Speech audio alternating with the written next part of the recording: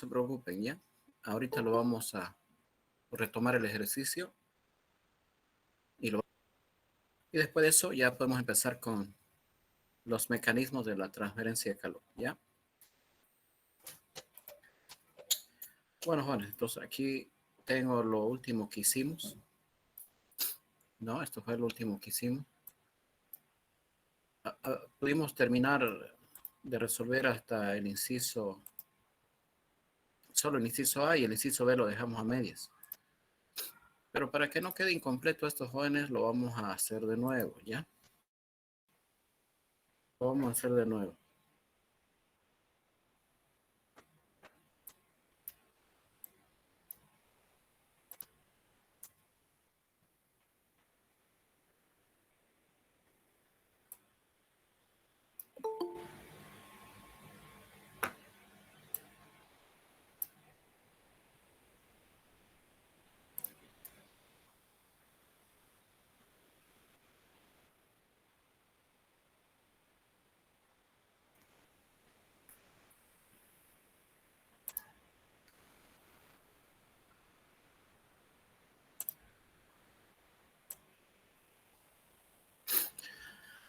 Ya, no está de más, jóvenes, hacerles recordar de que pueden grabar ustedes la clase, ¿no? Ya, de manera local, para los que desean, ¿no? Yo no puedo grabar, ¿de acuerdo? Para compartirlo luego en un drive, porque ya esa opción está anulada. Puedo grabar a nivel local también yo si quiero, pero ¿para qué? Ya les dije que no necesito, ¿ya? Es para ustedes, por si acaso, ¿no? Si es que quieren ustedes grabar. Bueno, aquí tenemos un ejemplo tipo examen. Este es un ejemplo tipo examen. Y es algo tan simple y sencillo como un secador de pelos, ¿no? De cabellos que en algún momento dado se ha utilizado, ¿no? Ya lo han utilizado para secarse el cabello y algunos de nosotros lo utilizamos como pistolas de calor para soldar o para, ¿no? Atizar carbón o para secar también, ¿no? Que si yo se nos cayó el celular al agua y antes de que se nos dañe queremos secarlo, entonces con esta pistola de aire tibio, no caliente, pues lo podemos quemar, ¿no? Podemos entonces secarlo, ¿no? ¿Ya? Entonces, ahí tenemos, dice, miren, un secador de pelo aspira 65 litros por minuto de aire frío a 29 y 0,98 atmósferas y lo expulsas a 50 grados, ¿no? Entonces, ¿esto qué significa? Que el aire ingresa frío, ¿no? Aquí ingresa a 50 grados, oh, perdón, 26, 29. Aquí sale a 50 grados centígrados.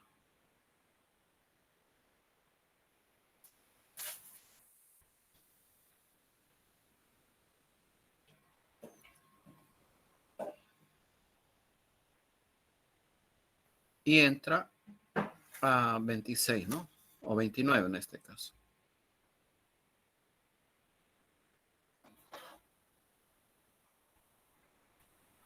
Y a razón de 65 litros por minuto, ¿no?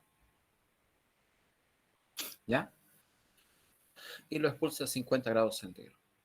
La presión atmosférica en ese lugar es de 0,98 atmósferas, ¿no? Dice que hay un diámetro a la entrada de 5 centímetros.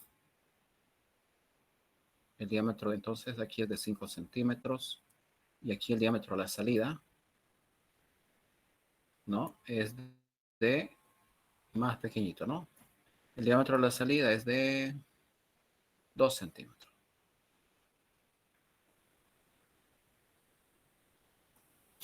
¿Ya? Y además dice que hay una pérdida de calor del 15%, ¿no? Entonces aquí se está perdiendo calor. Y es un 15% del calor total que consume el secador de pelo, ¿ya? ¿De acuerdo? Ahí está. Entonces, fíjense, nos da una serie de datos, nos da el flujo de aire frío que entra y la temperatura a la cual entra. Ingresa a la pistola, que no es nada más que un tubo, ¿no? Un tubo con un cono a la salida. el diámetro del tubo a la entrada es de 5 centímetros y a la salida de 2 centímetros. Ya el aire se calienta porque por dentro hay una resistencia eléctrica que calienta el aire, pero también hay un pequeño motorcito que tiene un ventilador y que obliga al aire a circular por el interior, ¿no? Como un ventilador. Entonces hay una resistencia eléctrica para calentar el aire y hay un motor eléctrico para mover el aire. La presión local es de 0,98 atmósferas. Esa presión es la misma a la entrada y a la salida. Por dentro puede haber que haya diferencia de presión, pero el aire antes de entrar está a la atmósfera y después de salir está a la atmósfera. O sea que la presión se mantiene la misma a la entrada y a la salida. ¿Ya? Como esta pistola no es ideal, entonces si uno lo hace funcionar y después toca la superficie de la pistola, va a notar que está caliente. Y eso es lógico, pues, ¿no? Va a estar caliente. Entonces, ¿qué significa? Que parte del calor generado, el 15%, se pierde a través de las paredes, ¿no? Y no sirve para nada ese calor, se disipa en el aire ambiental. ¿De acuerdo? Entonces dice, calcular el caudal a la salida en litros por minuto. El inciso A, el inciso B, la capacidad del calefactor eléctrico y el cambio de energía cinética del aire. Ya, vamos por partes, ¿no? Entonces aquí tenemos inciso A, el caudal a la salida, ¿no? Sí. Para esto utilizamos la ecuación de continuidad. De acuerdo que dice que el flujo másico a la entrada es igual al flujo másico a la salida. Pero el flujo másico se puede escribir con ayuda de la densidad y el caudal, ¿no? Esto es densidad a la entrada, caudal a la entrada. Esto es densidad a la salida, caudal a la salida. Ahí está, ¿no? Por otro lado, la densidad se puede calcular con la ecuación de estado. Es igual a la presión, la masa molar del aire, R y la temperatura absoluta en ese momento, ¿no? Entonces, ¿qué podemos hacer? Podemos igualar, ¿no? O reemplazar los valores de densidad.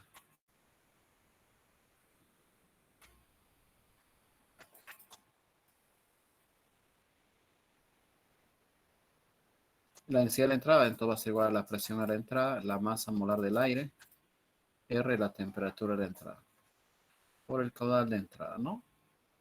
Y lo mismo tenemos a la salida, presión a la salida, masa molar del aire, R temperatura de la salida, caudal a la salida.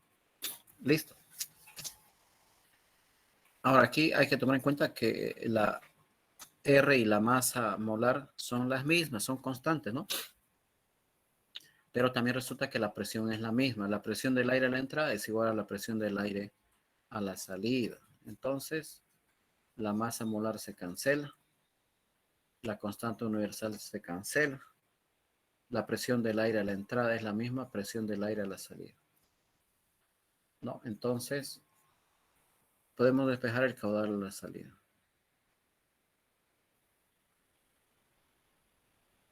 El caudal a la salida, entonces va a ser igual al caudal a la entrada, multiplicada por la temperatura a la salida, temperatura a la entrada.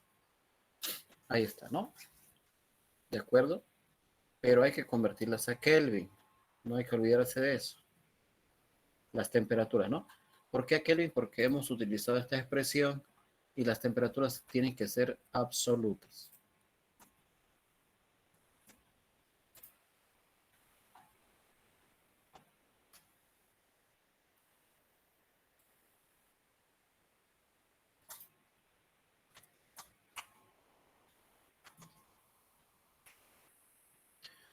Ya, la temperatura sería de 50 y a la entrada es 29. Kelvin arriba, Kelvin abajo, se van a simplificar, ¿no? Entonces no deberíamos preocuparnos por eso.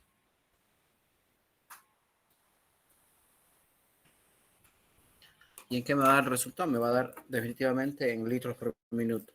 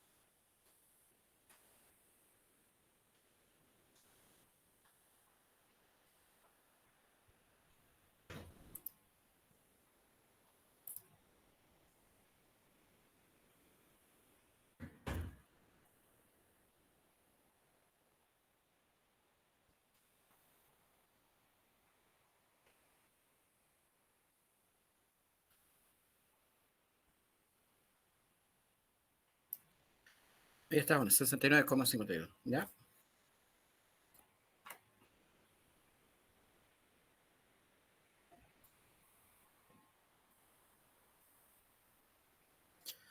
Y esta es la respuesta del inciso, ¿no?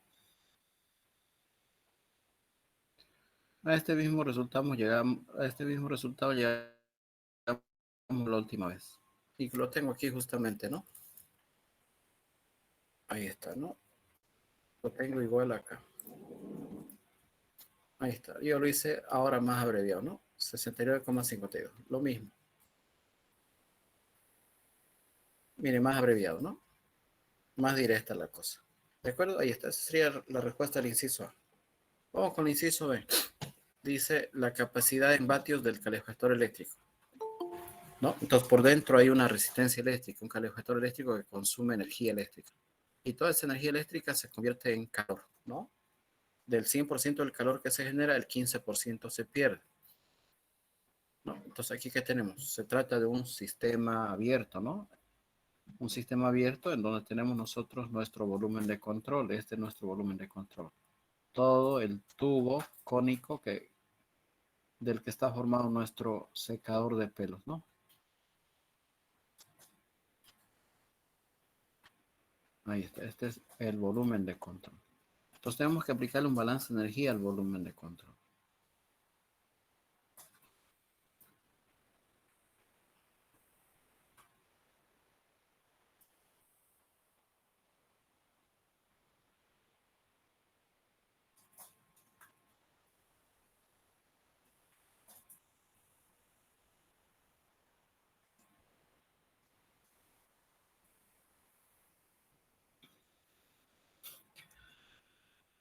Entonces fíjense, ¿no? Aquí hay una entrada. Aquí hay una salida. Entonces hay energía que ingresa en la corriente de entrada y de salida. Hay un calor generado. Hay un calor perdido. Por dentro hay un motor y un ventilador, entonces podría haber trabajo, ¿no? Entonces ahora vamos a ir formulando la ecuación del balance de energía, ¿no? Entonces fíjense, esta es la tasa de cambio de energía a la entrada. Tiene una sola entrada, por lo tanto un solo término, menos la tasa de cambio de energía a la salida, ¿de acuerdo? Más el calor generado. Por dentro hay un calor generado, un calor de origen eléctrico. El calor es perdido porque está saliendo. Hay un trabajo que también lo hace un motor, entonces entra por la electricidad, ¿no? Y esto va a ser igual a la tasa de cambio de energía dentro del sistema, ¿no? Dentro del volumen de control. Ahí está. Pero de todos estos términos hay algunos que hay que despreciar, ¿no? ¿Sí? Hay que despreciar. Por ejemplo, este término es cero. ¿Por qué? Porque se trata de un sistema en el estado estacionario y no hay variación de energía del aire dentro del sistema. La energía del aire dentro del sistema es constante. ¿De acuerdo? Es decir, que la temperatura del aire a la salida siempre va a ser 50 y la temperatura del aire siempre va a ser 29, no va a cambiar con el tiempo. Por lo tanto, no va a haber variación del contenido de energía dentro del sistema. ¿Ya? El trabajo, ya habíamos dicho que también es despreciable, porque es el trabajo que genera un motorcito, ¿no? Debido al consumo de energía eléctrica. Pero el consumo de energía eléctrica en el motor es pequeñito, comparándolo con las tasas de energía en las corrientes de entrada y de salida, o con el calor generado en el calefactor, o el calor perdido. Entonces el trabajo es pequeñito, despreciable. Y por lo general ocurre así. En cualquier sistema donde vean ustedes un motor para agitar, o un motor para bombear, o un motor para soplar, las potencias son pequeñas, ¿no? Son pequeñitas y son despreciables. ¿Por qué? Porque el calor es mucho más grande. Por ejemplo, por eso cuando veíamos mecánica de fluidos, no hablamos de calor, ¿no? no hablábamos de calor, porque si en mecánica de fluidos hubiéramos hablado de calor, ese calor hubiera sido muy grande y muy alto en comparación con la potencia de la bomba. Igual acá algo por el estilo sucede, ¿ya? Aquí, ahora sí estamos hablando de calor, entonces ya que el calor está metido, el calor generalmente es de un tamaño mucho mayor y mucho más grande que el trabajo del motorcito. Entonces esto podemos despreciar. No es que valga cero, podemos despreciarlo. Pero como el ejercicio no nos dice nada, ¿no? Respecto al motor, si ustedes leen el enunciado, no habla nada respecto al ventilador, entonces también ya nos está sugiriendo de manera inconsciente de que hay que despreciarlo o no se lo toma en cuenta. ¿Ya? Ahí está. La energía que entra y la energía que sale se deben a la entalpía, la energía cinética y la energía potencial. Eso ya lo hemos visto, ¿no? De todas maneras, las entalpías también son mucho más grandes que la energía cinética y potencial, por si acaso.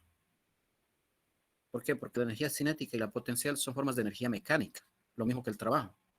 Entonces, las formas de energía mecánica también son pequeñitas comparadas con los calores, las energías internas o las entalpías. Porque al final, la energía interna es calor y también al final la entalpía es calor también. Entonces, los calores comparados con la energía cinética, la energía potencial y el trabajo son pequeñitos, ¿no? Entonces aquí fíjense, por ejemplo, ¿a qué sería igual? La razón del cambio de la energía total a la entrada. Sería igual a la razón del cambio de la entalpía más la razón del cambio de la energía cinética más la razón del cambio de la energía potencial. En otras palabras, sería igual. En todos los tres términos está como factor común el flujo de masa, ¿no? Entonces tendríamos aquí entalpía a la entrada más la energía cinética a la entrada más la energía potencial a la entrada, ¿no? Aquí vamos a colocar así. Y la razón del cambio de la energía total a la salida de la misma manera, directamente.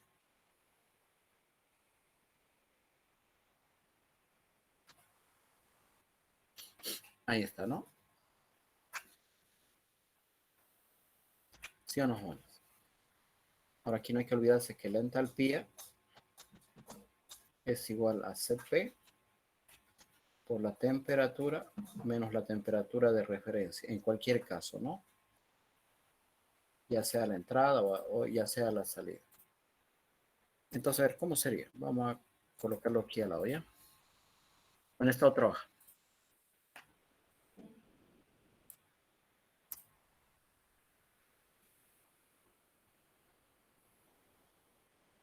Lo voy a reescribir si quieren, ¿ya? Esta es la razón del cambio de la energía total en la entrada, a la salida.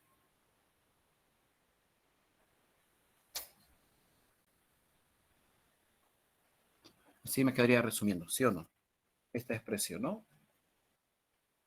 Esto sería igual al flujo de masa, entalpía a la entrada, más la energía cinética a la entrada, más la energía potencial a la entrada, menos a la salida, ¿no?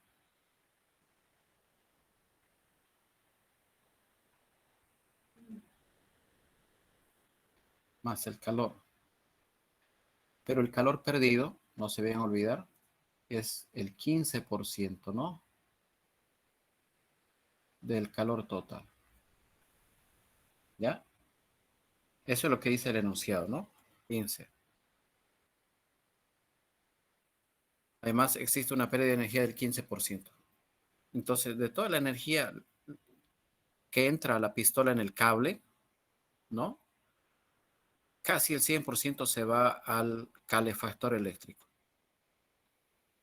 Por no decir 99%. Y el 1% a dónde se va? Al motor. Y eso creo que no es mucho, ¿no? Entonces, podríamos decir que el 100% de la energía eléctrica pasa al calefactor eléctrico y el calefactor eléctrico genera un 100% de energía calorífica. Pero parte de ese calor se pierde por las paredes, se pierde el 15% de ese calor. Entonces el calor perdido es igual al 15% del calor total. ¿Ya? Entonces, ¿cómo se expresa eso? 0,15 por el calor total, ¿no?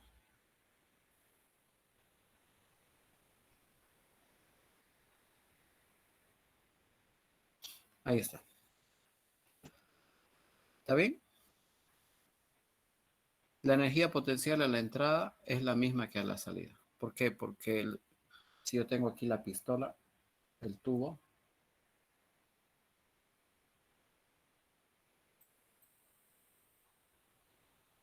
y yo tomo aquí un eje de referencia,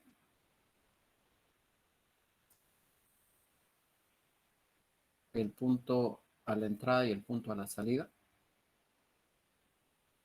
están a la misma altura, ¿no? Z a la entrada, Z a la salida, son lo mismo, son iguales. Entonces la energía potencial a la entrada es igual a la energía potencial a la salida. Y simplificamos, ¿no? ¿De acuerdo? El flujo de masa lo podemos calcular. Y de paso podemos factorizarlo acá, ¿no? Porque es el mismo. Pues tenemos el flujo de masa, va a ser igual, o por la entalpía de entrada, que es igual a Cp. Aquí sería bueno, trabajaría con corchetes para no equivocar los paréntesis. Por la temperatura de la entrada menos la temperatura de referencia. Esa referencia generalmente se la coloca arribita, ¿no? Como si fuese una potencia. Ahí. Más la energía cinética a la entrada, un medio de la velocidad de la entrada al cuadrado. No, menos la entalpía a la salida. Cp, temperatura de la salida menos temperatura de referencia. Más por menos, menos un medio por la velocidad de la salida a la salida al cuadrado. ¿No? Al cuadrado.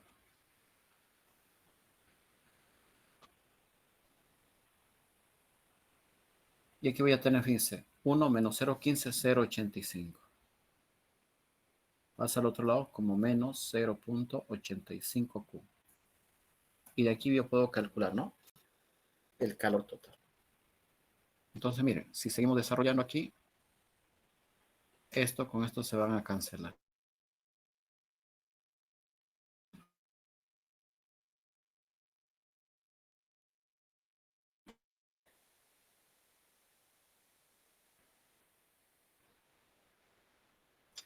Y me quedaría así, más un medio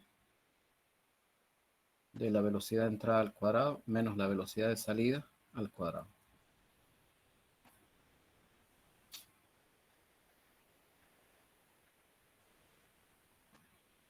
Entonces, si despejamos el calor,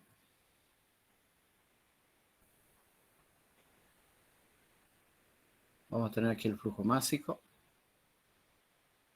Cp. Si yo quiero anular este signo, cambio acá, ¿no? Temperatura de salida menos temperatura de entrada. Más un medio, flujo másico, velocidad de la salida al cuadrado menos velocidad de la entrada al cuadrado. Miren cómo estoy anulando yo el signo, ¿no? ¿De acuerdo? Entre 0,85. ¿Ya? ¿Qué falta? Calcular algunas cositas. Por ejemplo, el flujo másico. Y las velocidades. No tenemos las velocidades, ¿no? ¿Ya? Entonces aquí vamos a colocar eso.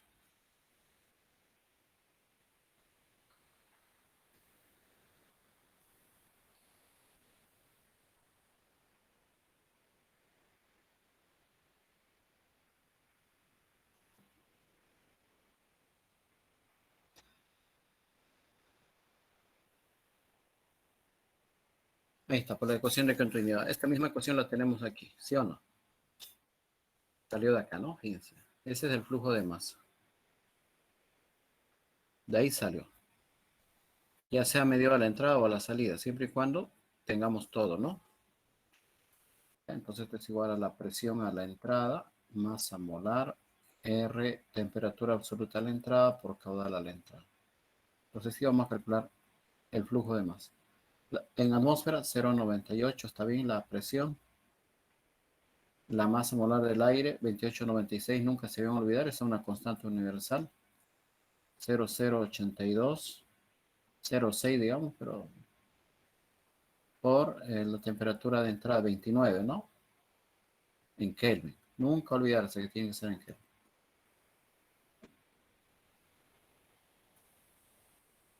Por el caudal a la entrada, 65 litros. ¿En qué nos va a dar esta densidad? A ver, antes de colocar esto. ¿En qué nos va a salir esta densidad? En gramos por litro, ¿ya? Esta densidad, si ustedes se fijan, va a salir gramos por litros, ¿ya? Por el caudal dice 65 litros por minuto.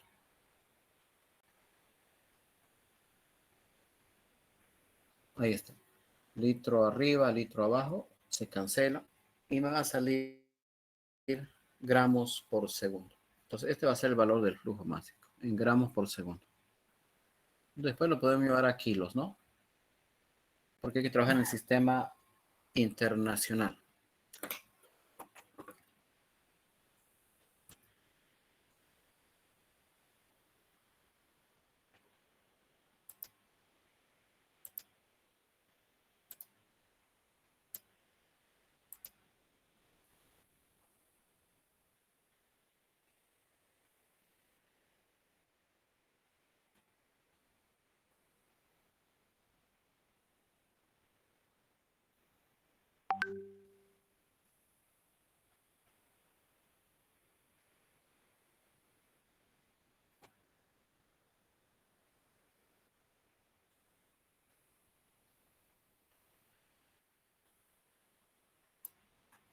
Ahí está uno. Esto nos daría entonces 1,24 gramos por segundo. ¿Ya? En kilos. Entonces sería entre 1000, ¿no? Ahí está, ¿no? Va a salir 1,24 por 10 a la menos 3. Ese sería el flujo de masa. 1,24 por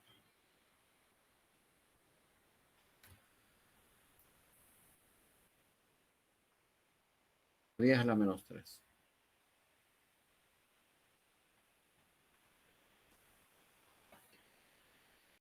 Ahora nos toca calcular las velocidades, que también lo podemos hacer con ayuda de la ecuación de continuidad.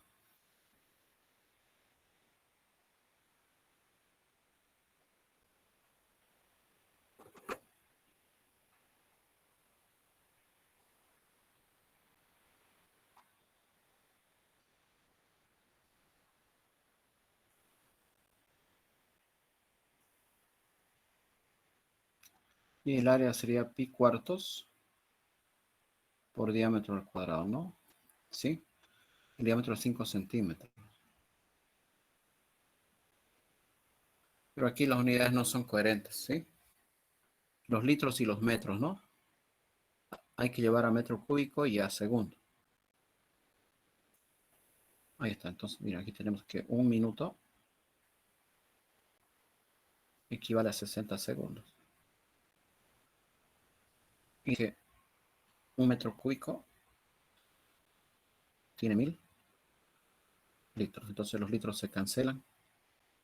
Los minutos, este con este, y nos da metros sobre segundo.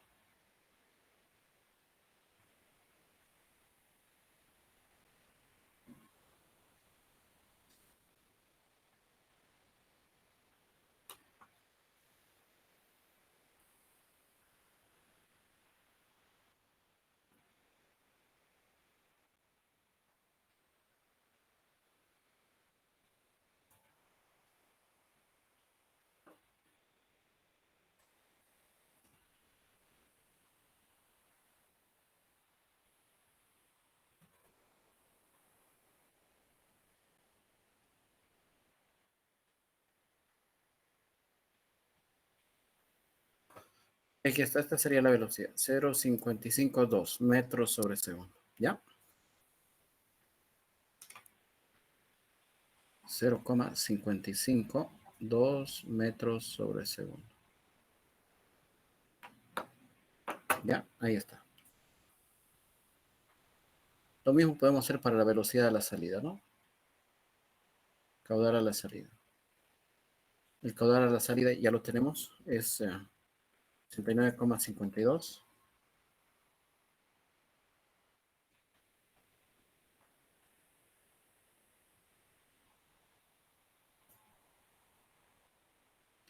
El diámetro ahora es más pequeñito.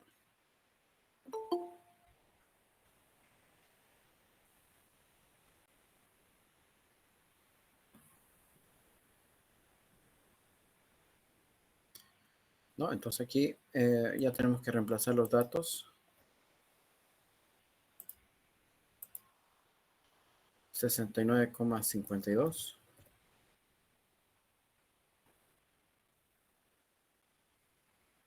entre pi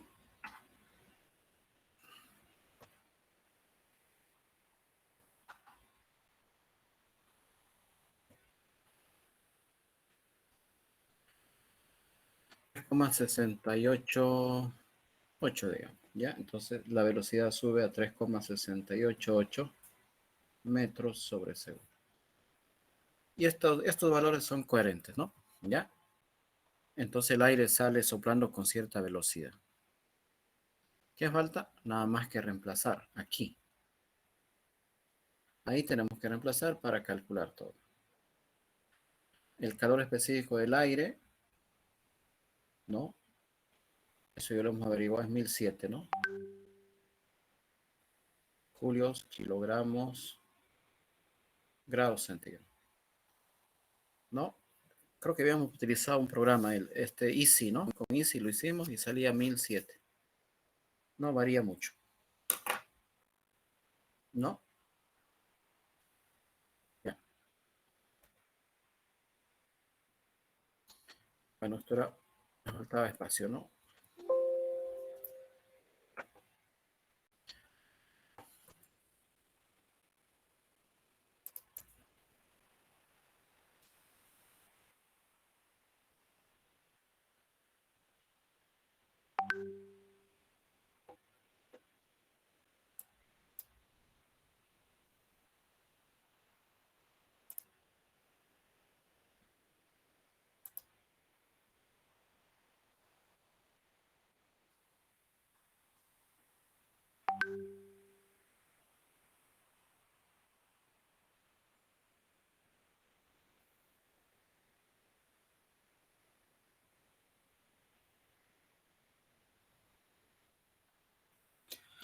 Listo. El flujo de masa nos salió 1,24 por 10 a la menos 3, ¿no?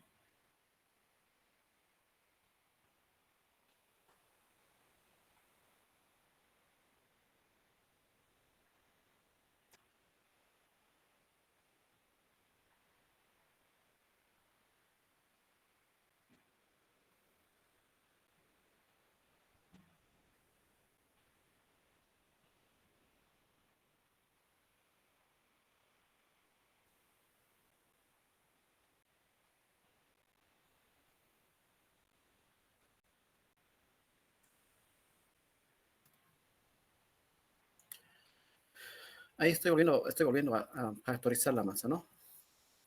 Velocidad de salida, velocidad de entrada, ya.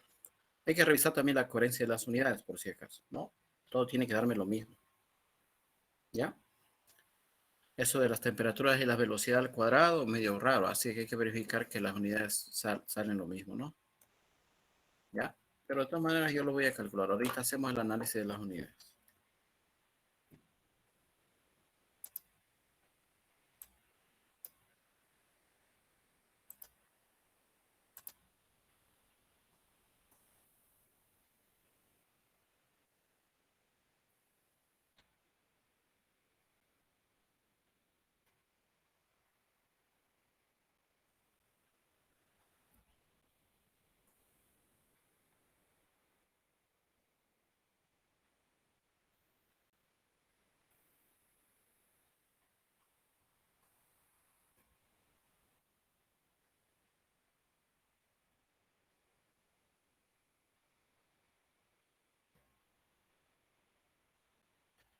Y nos sale 30,86, ¿no? A ver, vamos a revisarlo.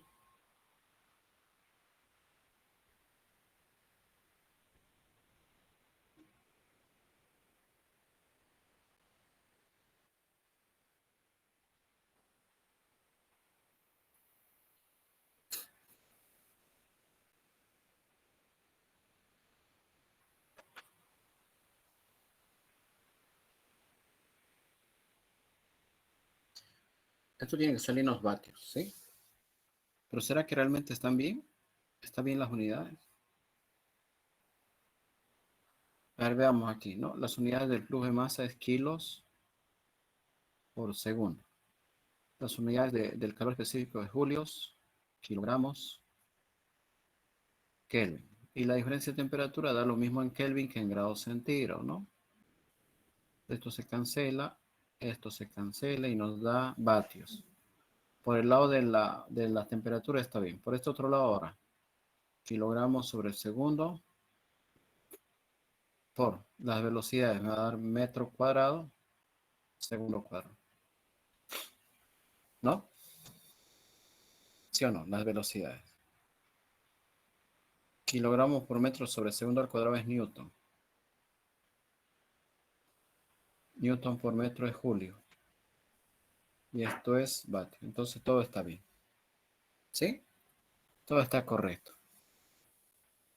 Siempre hay que comprobar la coherencia de las unidades. ¿Ya, jóvenes?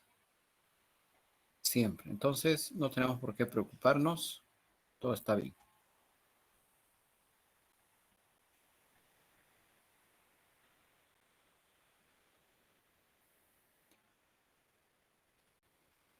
Y esta sería entonces la temperatura, el calor que debe generar el calefactor eléctrico. ¿Ya? 30,86 vatios. ¿Qué más me pregunta? Me pregunta para terminar el cambio de energía cinética del aire. ¿Ya? Y como ya les dije, tiene que salir poquito, muy chiquitito. ¿Ya? En comparación al calor.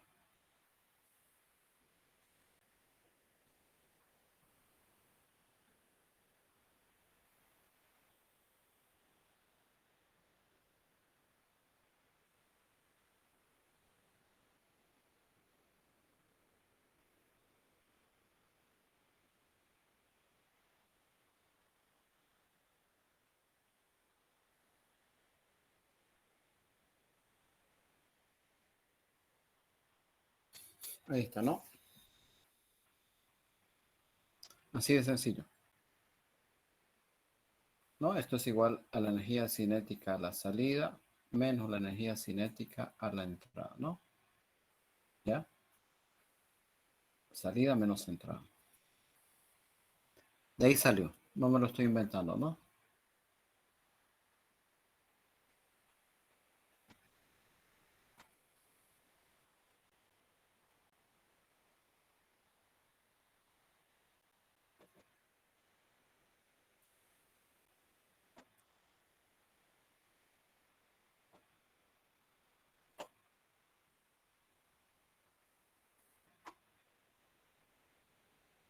Ya sabemos que esto tiene que salir en vatios, ¿no?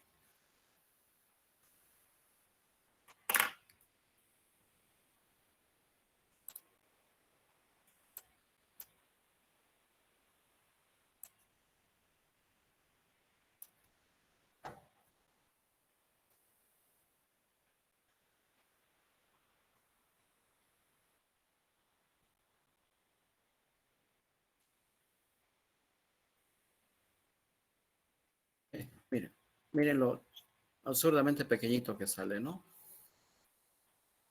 ¿Ya? Muy pequeñito. 0,008244.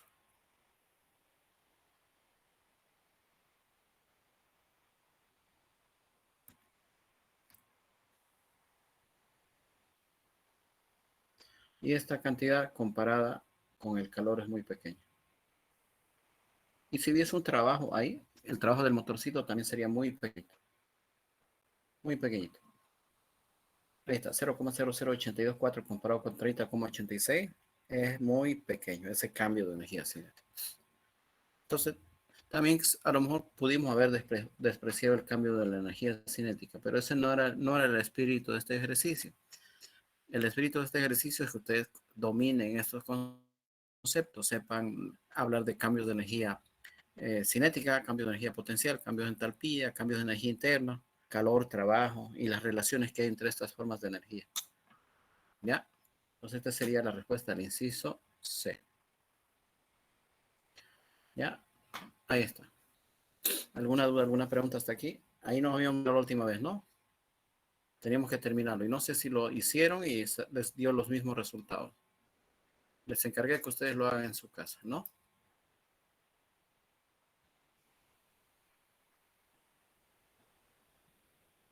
No, ninguna duda, ingeniero. Ya, jóvenes. Ya. Bueno, entonces vamos a pasar a este siguiente tópico que se llama mecanismos de la transferencia de calor, ¿ya?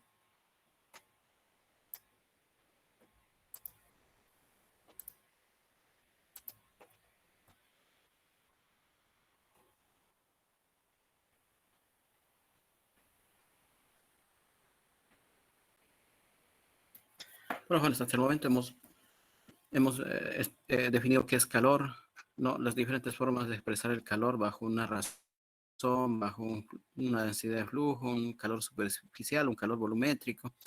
Hemos estudiado el calor de origen eléctrico, que es el calor por efecto Joule, el concepto de calor sensible, el concepto de calor latente y las otras formas un poco disfrazadas del calor, que son la entalpía y la energía interna, ¿no? Para aterrizar finalmente en los balances de materia y energía eh, más que todo en la primera ley de la termodinámica. ¿Ya?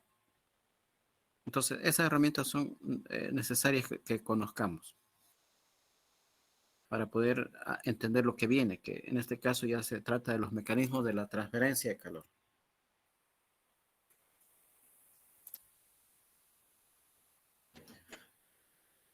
Ya, los mecanismos de la transferencia de calor. O sea, de qué maneras o modos el calor viaja, ¿no? Viaja de un punto al otro, porque el calor, acuérdense que es una forma de energía dinámica que se encuentra en continuo tránsito. Entonces, si está en continuo tránsito, se está moviendo. Pero ¿cómo lo va a hacer? ¿No? ¿De qué manera el calor se mueve de un punto a otro? Sabemos que el calor siempre se mueve en virtud de una diferencia de temperatura. La dirección del calor siempre es desde una alta temperatura hacia una baja temperatura, ¿no?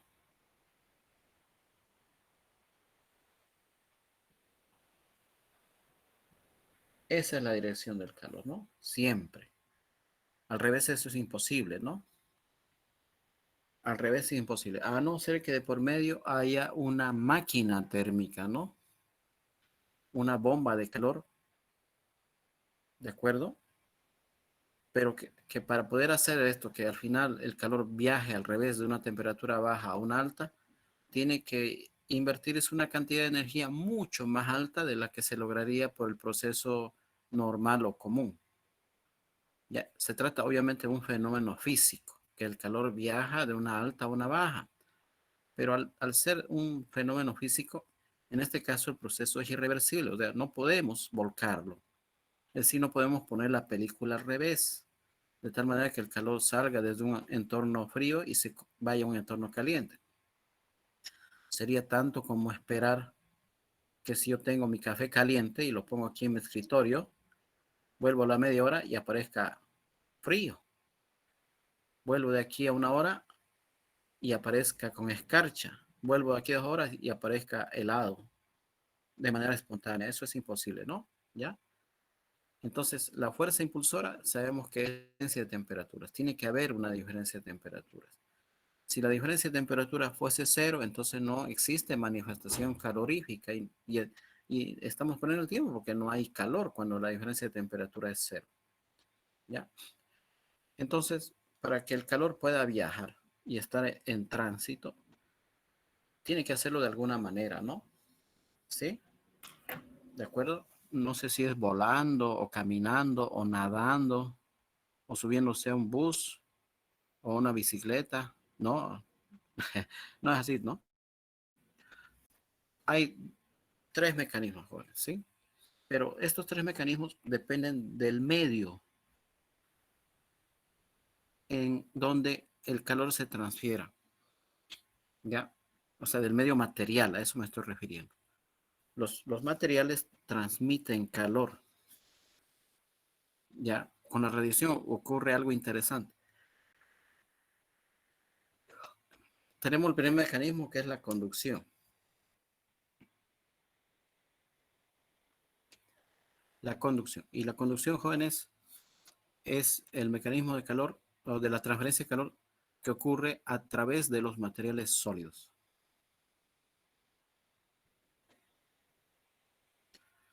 ¿De acuerdo? Cuando ustedes agarran, jóvenes, una cuchara, ¿no? Una cuchara de metal y a lo mejor quieren calentar algo en la cuchara, no sé, un poco de, ¿no? De cualquier sustancia. Y alguna vez creo que, no digan que nunca lo hicieron, pero podrían hacerlo, ¿no? Y lo colocan agarrándolo del mango, agarran la cuchara y lo colocan al fuego. Va a haber un momento dado en que la cuchara va a estar muy caliente en el lado del mango donde lo agarramos, de tal manera que vamos a tener que soltarlos porque nos quema. Y eso que el lado del mango no ha estado en contacto con el fuego. No estaba en contacto con el fuego. Si es una cuchara totalmente metálica, ¿no? Ahora, si hay un mango de madera, la madera es un aislante, pero también a la larga la madera puede llegar a calentarse, ¿no? ¿Ya? Si fuese entonces una varilla metálica, no muy larga, aunque también puede ser larga, no muy larga, digamos, ¿no? Y hacemos lo mismo, agarramos de un extremo de la varilla y el otro extremo lo sometemos al calor del fuego, entonces vamos, la varilla empieza a calentarse a poco. Obviamente, el lado que está en contacto con el fuego se calienta rápido, pero el calor va a viajar por el interior del sólido, ¿no? A lo largo de la varilla y va a viajar hacia el lado del mango o donde lo estoy agarrando, mejor, por donde lo estoy agarrando, ¿no? De tal manera que puede calentarse tanto que ya tenga que soltarlo porque me empieza a quemar. Ahora, si la varilla es muy larga, ahí ocurren otros procesos también, pero igual el calor sí o sí va a tener que viajar desde el interior de la varilla, desde el lado caliente hacia el lado frío, ¿no? Si es muy largo, obviamente yo ya lo puedo agarrar y aparte de que el calor va a ir disipándose a lo largo de la varilla, puede ser que ya no tenga tanto efecto por el lado de la varilla donde yo lo estoy agarrando y no se caliente, ¿no? Eso es cuando ya la varilla es muy larga, ¿no? Definitiva. La conducción es el mecanismo de la transferencia de calor que ocurre en materiales sólidos, ¿de acuerdo? En materiales sólidos. La convección es el segundo mecanismo de la transferencia de calor. Y a diferencia de la convección se hace presente en fluidos,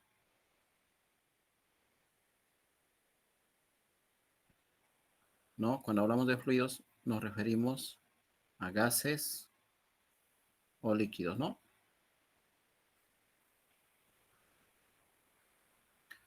Ahí está, en fluidos, gases o líquidos. Es decir que la convección va a estar presente en líquidos y en gases. Hay una diferencia sustancial entre el estado sólido respecto al estado gaseoso y líquido, ¿no? Pero también hay diferencia entre gas y líquido, ¿no? Los fluidos también transportan calor, pero en los fluidos hay que también asociarlo a, a un macromovimiento del fluido, ¿no? Debido a esa característica que se llama fluidez. En cambio, los sólidos no tienen macromovimiento, ¿no? Es decir, los sólidos no pueden fluir, a no ser que se fundan, obviamente, a no ser que cambien de estado y lleguen a fundirse. Pero no estamos hablando de eso, ¿no? ¿Ya? Ahí está. Entonces, los gases y los líquidos tienen un macromovimiento. Ese macromovimiento a que el fluido se mueva con ayuda de un ventilador o con ayuda de una cucharilla si fuese un líquido, ¿no? O con ayuda quizás de un soplador, de un ventilador, de una bomba, que esos son máquinas que obligan al fluido, ya sea líquido o gaseoso, a moverse. ¿no? A eso se llama macromovimiento. Pero si yo tuviese un sólido, generalmente las moléculas del sólido permanecen fijas en su lugar, ¿no? Y no hay un macromovimiento. Ahorita vamos a ir en detalles para cada uno, ¿sí? En mayor detalle. El tercer mecanismo, jóvenes, es la radiación. Y este mecanismo es muy interesante porque, a diferencia de la conducción y la convección, la radiación no necesita de un medio material para transferirse, ¿no? Miren, la conducción ocurre, ¿no? Usando como puente a un sólido. El calor usa como puente a un sólido para ir de un lugar a otro, de un lugar a otro. La convección igual, la convección utiliza como puente, como, ¿no? Como puente para trasladarse ya sea un gas o un líquido. En cambio, la radiación se ríe de las dos anteriores porque no necesita un medio material para trasladarse. Y es más, la radiación es mucho mejor en términos de transferencia, ¿no? De calor, es mucho mejor que la conducción y la convección en el vacío. Es decir, cuando no hay materia, cuando hay ausencia total de materia, ¿no? La radiación es más efectiva en el vacío, ¿no? Si no, pregúntense, por ejemplo, cómo es que la energía del Sol nos llega hasta aquí en la Tierra, ¿no? ¿Sí? La distancia entre el Sol y la Tierra es una distancia muy, muy larga, ¿no? Se llama unidad astronómica. Esa es la distancia promedio entre el Sol y la Tierra. Y la energía solar, que es energía que nos llega por radiación, viaja a través de todo el vacío que hay entre el Sol y la Tierra, ¿no? En algunas ocasiones, cuando hay eclipses, entre el Sol y la Tierra no hay vacío. Está quizás primero Mercurio, ¿no? Y también quizás está Venus.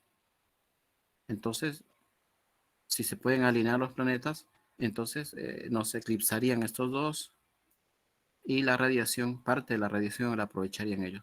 Pero la mayor parte del tiempo, muy raras veces ocurre esto. Entonces, la luz viaja a través del vacío, ¿no? La Tierra, desde el Sol a la Tierra. Y nos llega en aproximadamente 8 minutos. Y eso que la radiación se mueve a la velocidad de la luz, obviamente, pues no, porque es luz. Tarda 8 minutos en llegar, ¿no?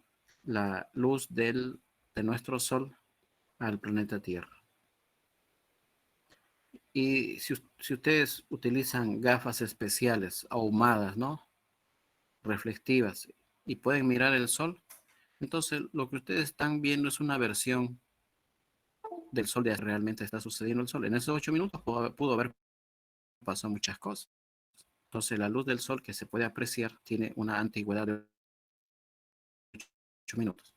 Y ni qué decir de la luz de otras estrellas muy, muy lejanas, ¿no? Que pueden tener antigüedades de miles de años, millones y trillones, ¿no? ¿Ya?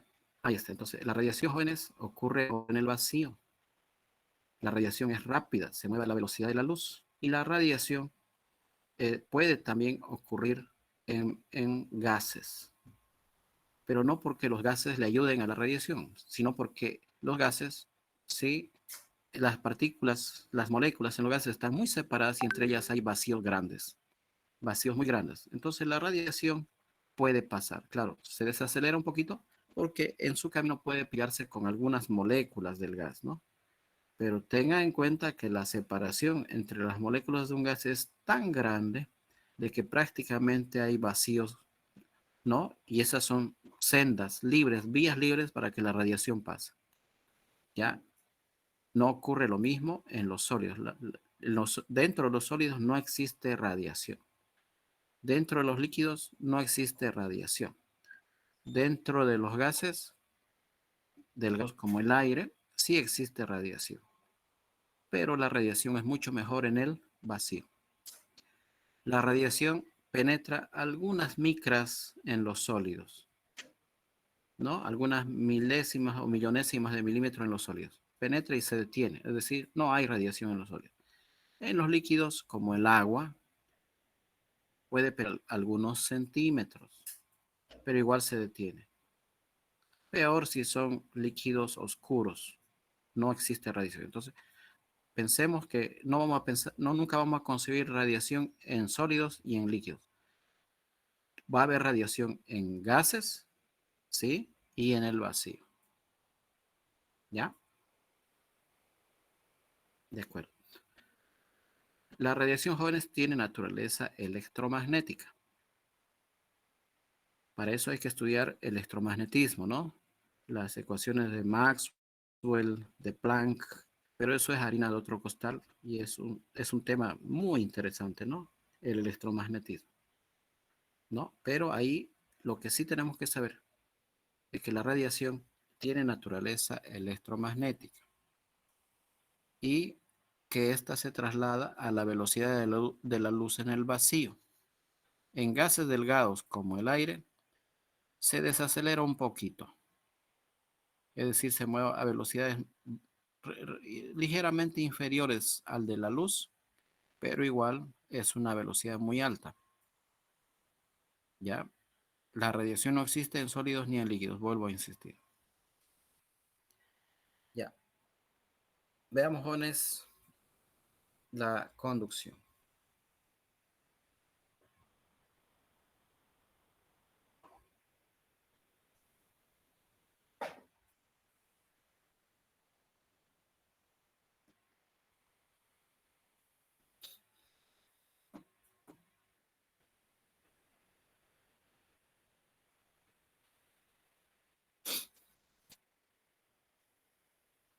Ya, entonces no se vayan a olvidar, el mecanismo de la conducción es para sólidos, ¿no?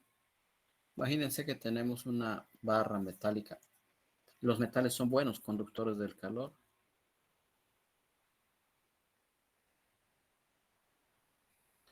¿No? Y aquí imagínense que tenemos un mechero de laboratorio.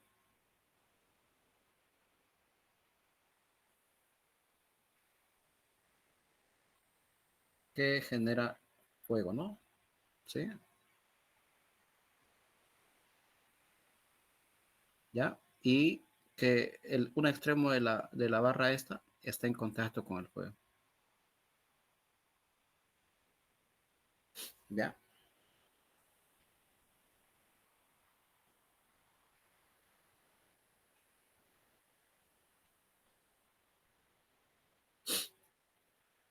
Entonces aquí tenemos una zona de temperatura alta, aquí, y aquí una zona de temperatura baja. Entonces el calor sí o sí va a tener que viajar a lo largo de la barra o de la varilla, ¿no? Mejor si el material se considera como un buen conductor, ¿sí? Entonces hay buenos conductores del calor y hay malos conductores del calor. Los metales generalmente son buenos conductores del calor, ¿de acuerdo? Los metales, ¿no?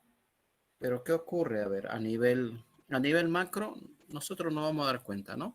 Agarramos de este lado la varilla, ¿no? Si no es muy larga la varilla y lo tenemos un buen rato en el mechero, la temperatura va a aumentar y el calor, eso es porque el calor está viajando desde la temperatura alta hacia la temperatura baja. Es decir, la temperatura baja va a empezar a subir, ¿no? Va a empezar a subir. De todas maneras, aquí la temperatura puede llegar a unos valores muy altos, 1000 grados, 1200 grados, dependiendo del combustible que se esté quemando. Si es gas natural, puede llegar a unos 1200 grados, ¿no? Es muy alto, ¿ya? Y en este otro lado, basta que llegue a unos 90 grados, ya está muy caliente, no lo podemos agarrar, ¿no? ¿Sí? ¿Qué es lo que ha sucedido? Que el calor ha viajado a lo largo de la varilla. Eso es lo que uno percibe a simple vista y con los simples sentidos, ¿no? El sentido del tacto, ¿no? Quizás no mucho con la vista, pero con los sentidos sí, con el sentido del tacto. Pero ¿qué ocurre ya a nivel micro? ¿Qué pasa, por ejemplo, si nosotros miramos aquí con ayuda de un microscopio? ¿Qué es lo que le pasa a las partículas? A los átomos ahí que forman parte del metal, ¿no? ¿Qué va a pasar?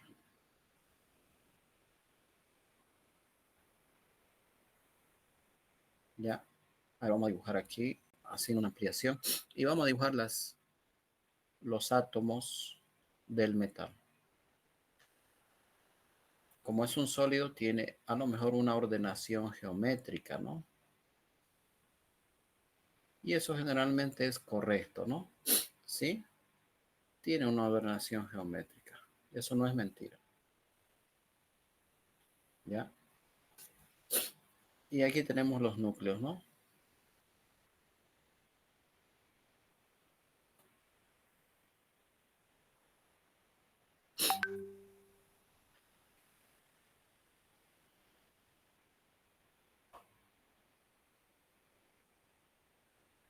Ahí está, ¿no? Entonces hemos hecho una ampliación.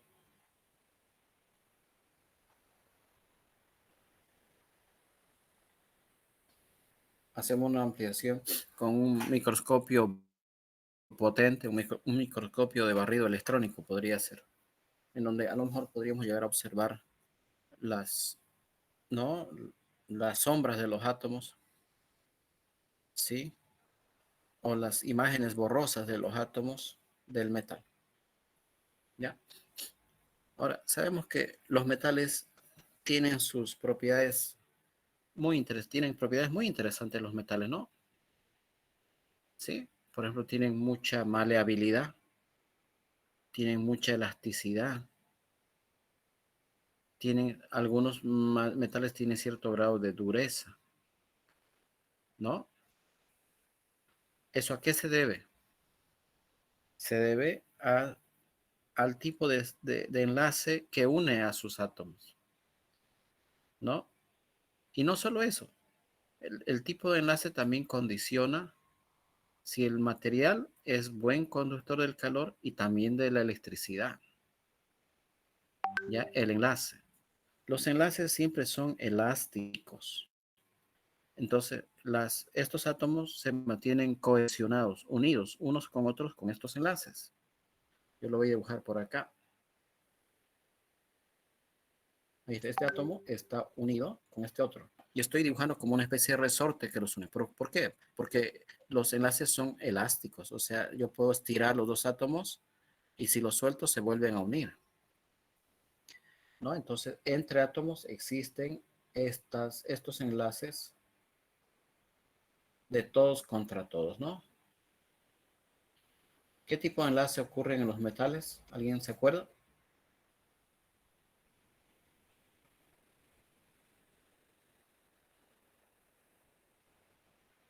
¿Qué tipo de enlace ocurre entre los metales? ¿Alguien se acuerda? Entre los átomos de un metal. A ver. Hay el enlace iónico, el enlace covalente, ¿no? El enlace covalente coordinado, los enlaces por puentes de Van der Waals o puentes de hidrógeno le llaman, ¿no?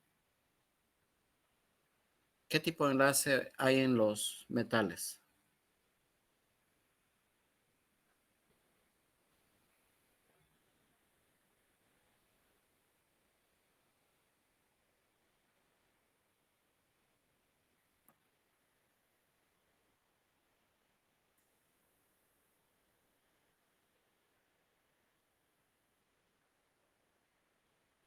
Covalentes, ingeniero.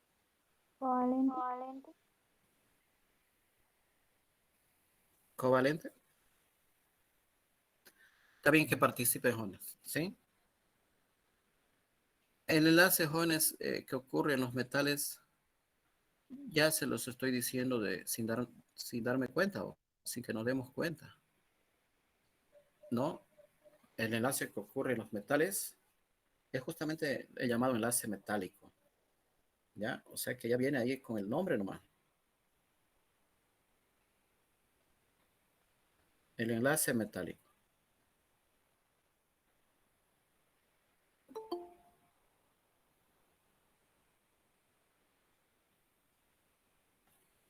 ya, el enlace metálico. ¿Y qué características hacen al enlace metálico especial y diferente de los otros tipos de enlaces? El enlace metálico ya tiene una característica única, que es la que los enlaces lo producen los electrones, ¿verdad? ¿Sí o no? Porque es por ahí por donde se unen los átomos. Cuando un átomo está próximo a otro, entonces las envolturas pueden llegar a interactuar y es ahí donde los átomos intercambian electrones, ¿no? Intercambian electrones o las comparten o simplemente uno cede electrones y es ahí justamente donde se forma el enlace. En el enlace metálico se comparten electrones también, pero es todos contra todos, ¿ya? Todos contra todos. Este tipo de enlace es especial porque el electrón va saltando de átomo en átomo, de átomo en átomo, y al final todos los átomos hacen lo mismo y forman como una especie de nube electrónica. ¿Me entienden? Como una especie de nube electrónica. Y esa nube electrónica es la que mantiene cohesionadas a los átomos del metal. Es como que yo coloco pegamento en un papel con una brocha, ¿no? Y eso van a ser los electrones, el pegamento en el papel. ¿Y qué hago? Derramo encima, de acuerdo, purpurina, digamos. Derramo encima purpurina, ¿no? Lo muevo un poquito, levanto la hoja y ¿quiénes quedan pegados ahí? Los átomos. Como una partícula está unida a la otra mediante el pegamento, ¿no? Y esa partícula, seguramente hay otra partícula cerquita y otra cerquita, pero ¿quién lo mantiene unido? El pegamento. Y ese pegamento es, ¿cómo decirlo? La nube electrónica. ¿Ya? Entonces, voy a dibujarlo con color amarillo. Los electrones, por ejemplo, pueden estar girando en un átomo ahí, pero de repente se les ocurre pasar al otro, así, así. Y al final los electrones pueden ir paseándose y migrando entre átomos y así sucesivamente. Y eso no solamente ocurre con un solo electrón de un átomo, ¿no? Sino con todos los electrones de la capa de valencia de los átomos. Es decir, que al final hay como una especie de pegamento que los mantiene unidos, ¿no? Algo así, que lo mantiene unido y cohesionado y no deja que se salga. No deja que se salga. Entonces hay que estar pensando, jóvenes, que en un metal, esta característica hace que el material tenga sus grandes diferencias, ¿no? Esa es la razón por la cual los metales son buenos conductores de la electricidad,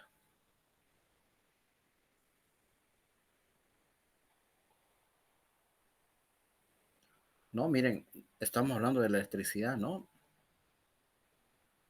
Pero ¿qué rayos tiene la electricidad que ver con la transferencia de calor? ¿No?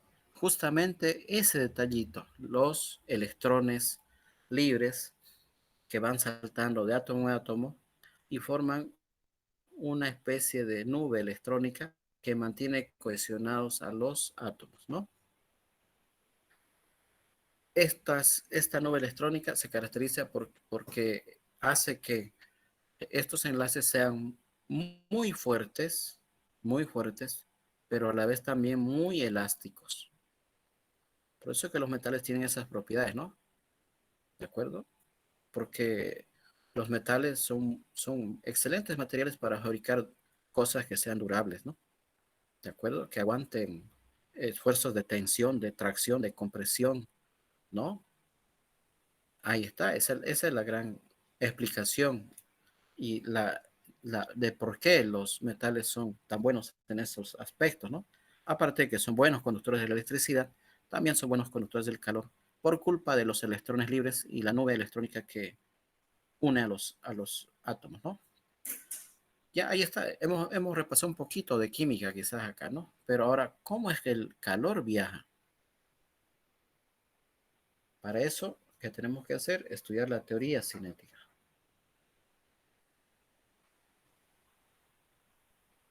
La teoría cinética no solamente es para gases. La teoría cinética se aplica a líquidos y a sólidos. ¿Y qué dice la teoría cinética? Dice que la energía mecánica de las moléculas es directamente proporcional a su temperatura. ¿Ya? Ahí está. Vamos a colocarlo así, ¿no? La energía mecánica de las moléculas es directamente proporcional a su temperatura. Cuando hablamos de energía mecánica a nivel microscópico, nos estamos refiriendo a la energía de vibración, a la energía de rotación, a la energía de traslación. Esta es inexistente en los sólidos, ¿no? Los sólidos solamente presentan energía vibracional y energía rotacional. La energía traslacional no hace que las moléculas puedan moverse distancias grandes respecto a una posición, y esa característica está presente solo en los fluidos, gases o líquidos. En los sólidos no. Por eso es que un sólido se mantiene con forma fija y definida, porque las moléculas no pueden moverse en distancias largas y provocar una deformación global, ¿no? ¿No? Por eso es que los sólidos tienen esas características de forma definida. ¿Ya? Entonces, los átomos del metal vibran en su lugar, ¿no? Vibran y rotan, ¿no?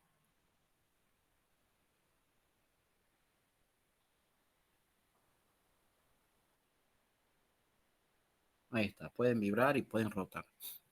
Y la energía mecánica en un sólido estaría dada simplemente por la energía vibracional y la rotacional. No estamos hablando de las otras formas de energía que también tienen cierto grado de relación con el calor. Por ejemplo, la energía de giro del electrón, el spin del electrón. El protón también tiene energía de giro, el spin, ¿no? Del neutrón. ¿Ya? También tenemos la energía del electrón sobre su propia órbita alrededor del núcleo. También el calor influye un poco en esas otras formas de energía mecánica. ¿Ya? Entonces, la energía mecánica de vibración y de rotación es proporcional a la temperatura. ¿Ya? Entonces, ¿qué sucede? Aquí yo tengo los átomos del metal o de cualquier sólido, no solamente tiene que ser un metal, ¿no? Puede ser un aislante también, que tenga otro tipo de enlace. Nada que ver que sea enlace metálico siempre. No puede ser un enlace iónico, un enlace covalente o un enlace mixto, covalente coordinado. Entonces no vayan a pensar que solo es para enlace metálico, ¿no? Ahí está. Aquí tenemos entonces los átomos unidos mediante estos enlaces elásticos formando una matriz ordenada, ¿no?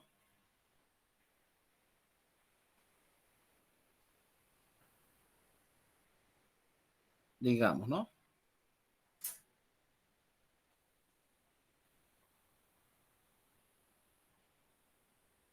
Ahí está. Ahora, ¿qué pasa, jóvenes, si adicionamos calor a este átomo? El calor está asociado con su temperatura, entonces vamos a lograr que la temperatura suba, ¿sí o no? Y si la temperatura sube, ¿qué va a suceder con su energía vibracional y rotacional? Va a aumentar. Entonces, este átomo va a empezar a vibrar con mucha mayor energía y también va a empezar a querer girar con mucha mayor energía. ¿Ya? Entonces, tenemos un átomo inquieto ahí, sumamente inquieto, vibrando mucho y rotando mucho. Pero sabemos que este átomo no está independiente de los átomos adyacentes. ¿Por qué? Porque en cierta medida está relacionado con los otros debido a su enlace, ¿no? Entonces, si este átomo presenta algún tipo de actividad mecánica, como la vibración y la rotación, esa actividad mecánica la va a transferir a través de los enlaces a los átomos adyacentes. ¿Provocando qué cosa? Provocando que estos átomos empiecen a vibrar, ¿no? Y a lo mejor rotar con cierto grado de energía. No con el mismo grado de energía que el átomo que aumentó su temperatura, ¿no? Entonces se va a transferir esa energía mecánica a través de la elasticidad de los enlaces. Pero esos enlaces amortiguan. Por eso se ven como resortes, amortiguan esa energía. Por lo tanto, absorben algo de esa energía. Y estos átomos adyacentes o contiguos a nuestro átomo principal también transfieren a su vez esa energía a los átomos que también les son adyacentes a ellos, ¿no? Pero con mucha menor energía, ¿ya? Con mucha menor energía. ¿Pero por qué la energía es cada vez menor? Por los enlaces que amortiguan esa variación de energía. ¿Me entienden? Entonces, a lo largo del sólido, ¿no? A lo largo del sólido, el calor va a viajar, pero le va a costar. ¿Por qué? Porque los enlaces elásticos funcionan como amortiguadores del flujo de calor y al calor le va a costar entonces viajar de un extremo al otro. La zona esta va a estar muy caliente, lo podemos puntear si quieren. Aquí va a estar muy intenso el calor, ¿no? Y la actividad mecánica va a ser muy alta ahí, pero a la larga se va a ir disipando. ¿Por qué? Porque los enlaces van absorbiendo esa energía vibracional y rotacional, ¿no? Entonces se va a ir disipando de tal manera que en el otro extremo ya la actividad mecánica es pobre. Entonces aquí tenemos una temperatura alta y por acá una temperatura baja, ¿no? Ahí está. Entonces va absorbiendo la energía, ¿no? La energía mecánica de vibración y rotación se va absorbiendo, pero a su vez, mientras va moviéndose a lo largo de la varilla, se va disipando, ¿no? De tal manera que por esta zona ya casi no hay actividad, ¿no? Ya casi no se observa ningún tipo de actividad. ¿De acuerdo? Ahí está. ¿Sí? Ese es el mecanismo entonces a nivel microscópico, ¿no? Que ocurre a nivel de partícula, ¿no? Mediante la elasticidad de los enlaces. Cuando los enlaces son muy elásticos, se dice que el material es aislante, porque absorben esa variación de energía o ese incremento de energía mecánica, es decir, de energía de vibración y rotación, ¿no? Y si el enlace no es tan elástico, es un enlace más fuerte como el enlace metálico. El enlace metálico es un enlace fuerte. Entonces, esa transmisión de energía mecánica a lo largo de la varilla se va, se hace mucho más intensamente que en materiales con enlaces débiles, ¿no? Por eso es que los metales tienen enlaces fuertes y son buenos conductores del calor, ¿no? ¿De acuerdo? Ahí está, esa es la explicación. ¿Por qué el calor va viajando, no? Se transfiere entonces a nivel de partículas, pero las partículas, debido a sus enlaces que son muy elásticos, van absorbiendo la energía mecánica que es proporcional a la temperatura y esa energía se va amortiguando. Por eso es que un extremo es caliente y el otro es frío, ¿no? ¿De acuerdo? Ahí está, ese es el mecanismo. ¿Alguna duda, alguna pregunta hasta aquí? ¿Preguntas, dudas?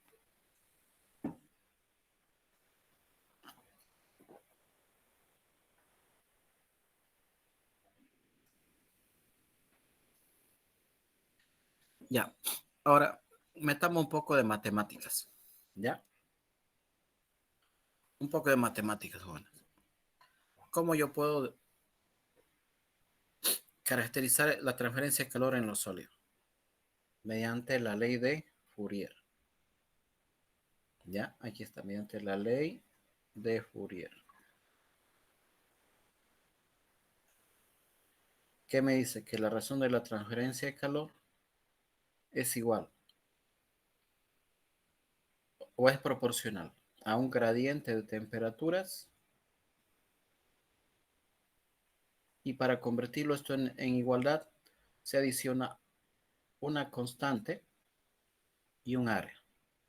Como el gradiente de temperaturas es contrario al calor, entonces se coloca un signo negativo por delante, ¿ya? Menos. El gradiente de temperaturas siempre es negativo, es decir, que tiene un signo contrario a la razón de la transferencia de calor. Para evitar ese signo negativo, se utiliza se coloca a propósito el negativo por delante, porque menos por menos me va a dar más, ¿ya? Ahí está. Entonces de esa manera se hace igual. ¿Qué es cada cosita? Vamos a ir viendo. Aquí a esto se le llama gradiente de temperatura, suponiendo que esta es la dirección X, ¿sí? Ahí está. Entonces esto le llamamos gradiente de temperatura.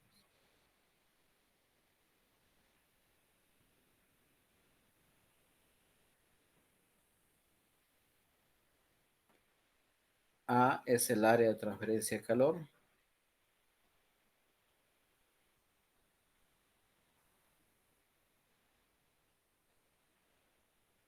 Y K es una propiedad de los materiales que se llama conductividad térmica.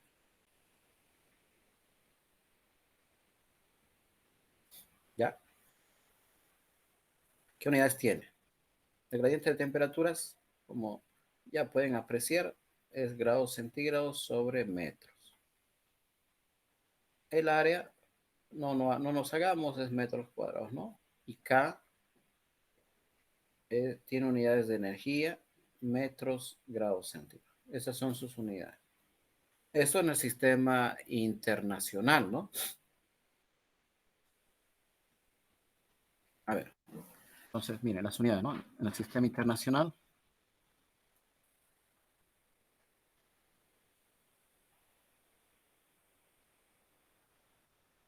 esto sabemos que está medido en vatios. Esto le llamamos gradiente de temperaturas.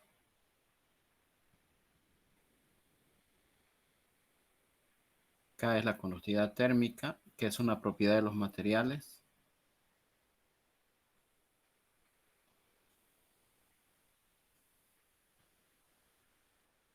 Ahí está. Y en el sistema inglés,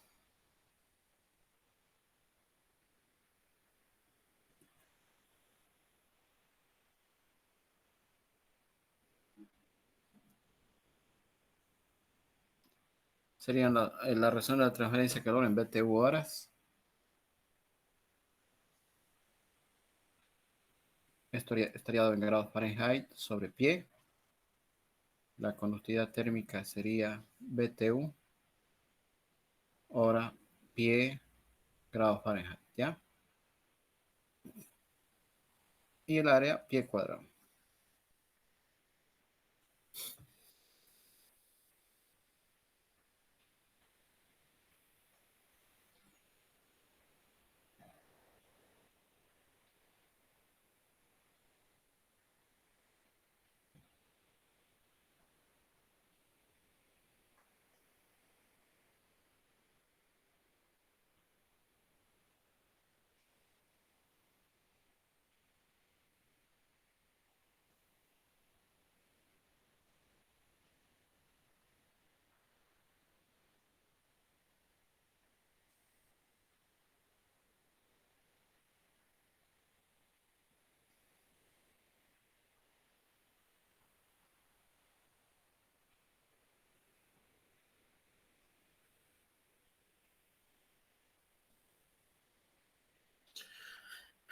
La conductividad térmica, jóvenes, es una propiedad de los sólidos, ¿ya?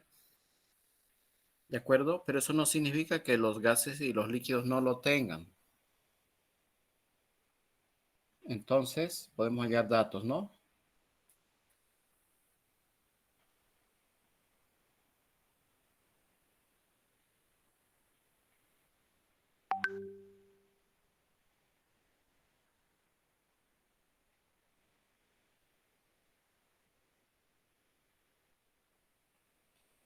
Ahí está. Entonces, podemos hallar los valores de K para cualquier material en la bibliografía y en las bases de datos, ¿no?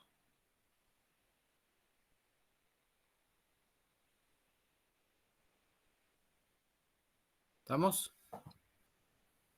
Entonces, en el libro podemos hallar los valores de K para distintos materiales.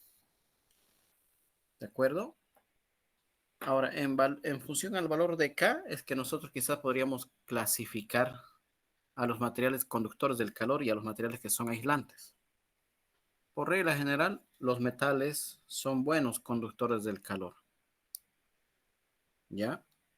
Los metales son buenos conductores del calor. Y los materiales inorgánicos y también los materiales calcáreos son aislantes del calor, tienen baja conductividad. Los metales tienen alta conductividad térmica. ¿Ya? El metal que mejor conduce el calor es la plata. ¿Sí? La plata tiene una conductividad térmica muy alta. Después le sigue el cobre. ¿Ya? En tercer lugar está el oro. Pero a veces van peleándose con el aluminio. Porque la conductividad térmica, si bien es una propiedad de los materiales, la conductividad térmica puede variar con la temperatura. Entonces, dependiendo de los rangos, a veces el aluminio tiene mejor conductividad térmica que el oro. Y en otro tipo, en otro rango de temperaturas, el oro es mejor conductor del calor que el aluminio. Entonces, lo que sí es seguro es que la plata es el mejor conductor del calor. Luego le sigue el cobre. Y ahí podría estar el oro, el aluminio y en fin los demás metales, ¿no? ¿Sí? En ese orden. Sin embargo, hay un mejor conductor, un conductor que es mejor que, que la plata, ¿ya? Un material que conduce mucho mejor el calor que los metales. Se trata del diamante. El diamante tiene una conductividad térmica muy alta, ¿no? Yo no sé si han encontrado algún otro material que tenga una conductividad térmica tan alta como el diamante. Creo que estaban hablando de una especie de grafeno, es decir, un derivado también del carbono, porque el diamante está hecho de carbono. Entonces, un derivado del carbono, que es el grafeno, que también tenía conductividades térmicas muy altas, ¿ya? Que igualaban al del aluminio y es más, creo que hasta lo superaban, ¿ya? Bueno, a ver, vamos a ver si podemos bajar del texto para ver más o menos y tener una idea de las conductividades térmicas de los materiales.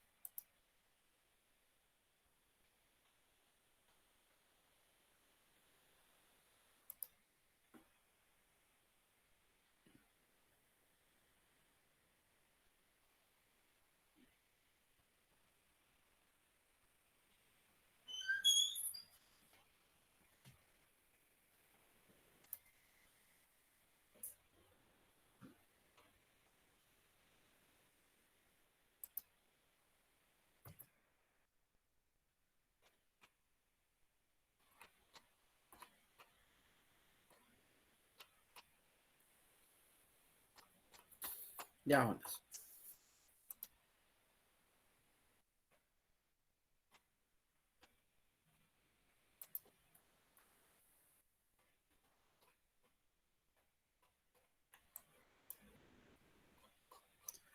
Por aquí hay, Jonas, ¿ya? Entonces ahorita lo vamos a ver y llevarlo a nuestro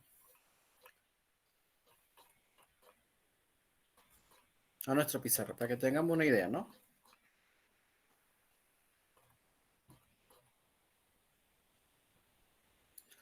Esta es, jóvenes, una tabla de conductividades térmicas, ¿no? Una figura, fíjense, aquí podemos observar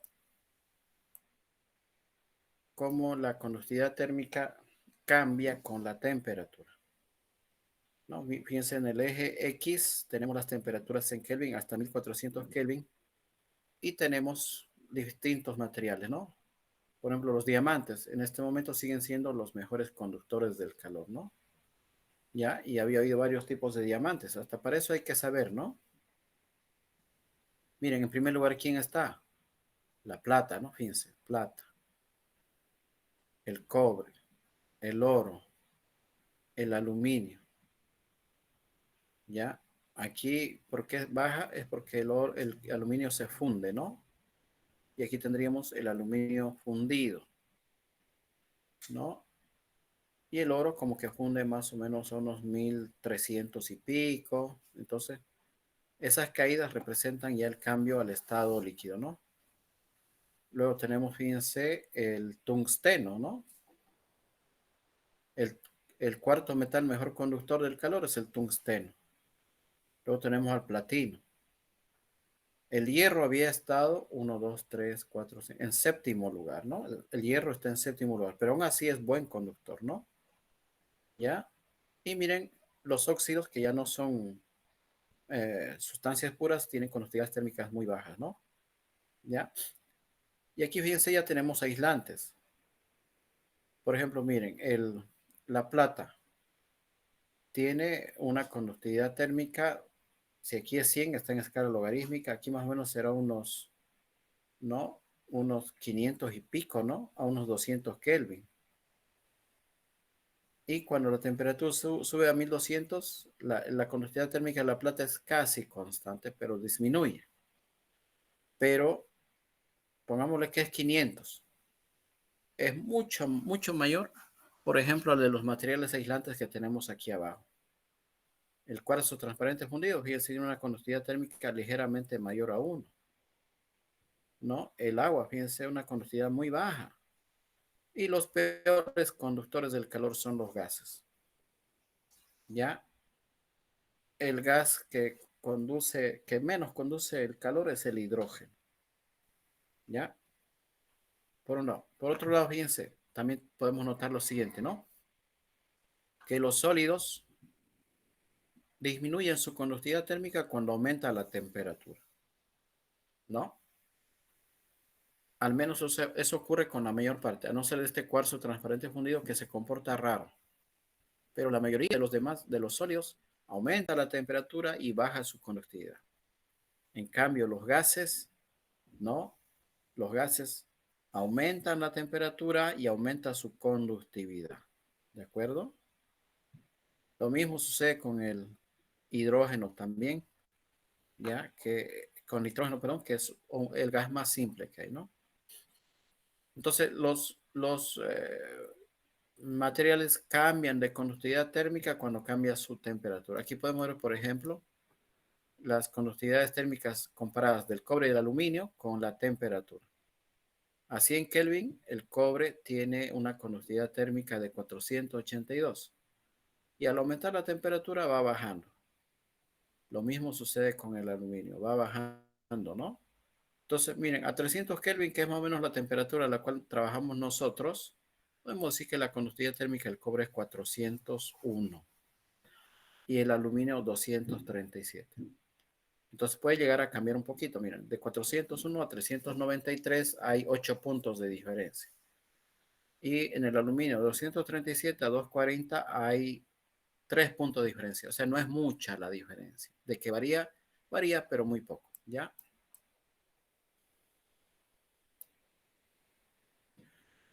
Y aquí tenemos, jóvenes, las conductividades térmicas de los principales materiales. Aquí está, esta, ¿no? Esto es lo que me interesa.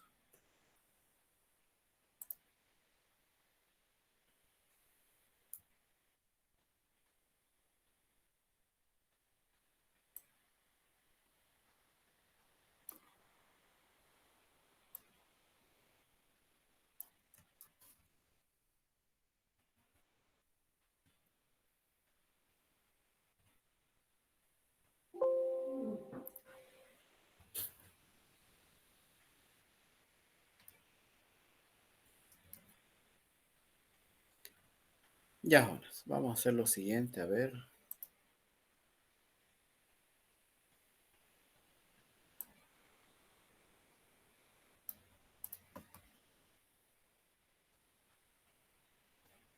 Y aquí como referencia, ¿ya, jóvenes? Vamos a anotar, vamos a colocar las conductividades térmicas de estos materiales.